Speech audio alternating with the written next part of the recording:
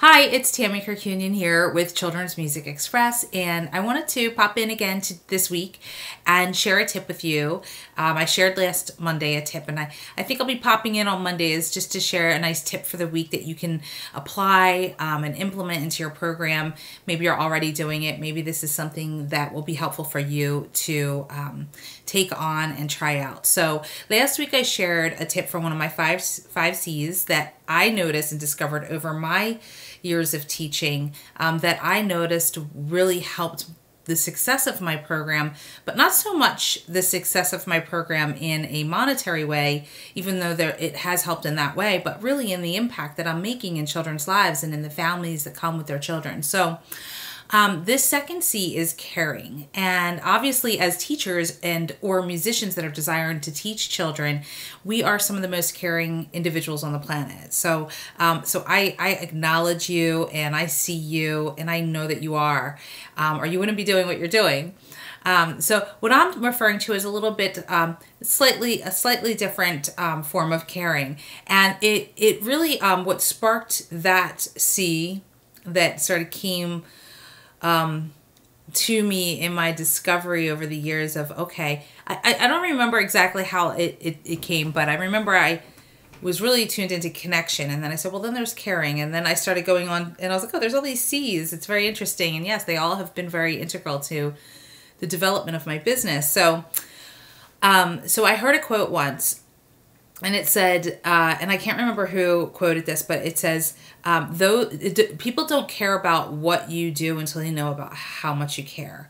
And I just so happened to develop that really in early childhood. I was very sensitive to my environment, to the people around me, and I could really sense their moods and what they were feeling. And so it was like I had this heightened awareness to just go out of my way to really be caring and kind and wanting to make sure that they felt good, right? And so I started to develop this sort of skill early on, just more came natural for me, and noticed it showing up later in the work that I'm doing with children. And then when I heard that quote, it really hit home for me. And I also acknowledged in that moment that there have been times in my life and also in other people that I have observed where there might have been the flashlight, you know, so we have this, I like to refer to awareness as a flashlight. I actually, I read this somewhere in a book, and then I saw recently Marie Forleo talking about the whole shining the flashlight. So awareness is like a flashlight.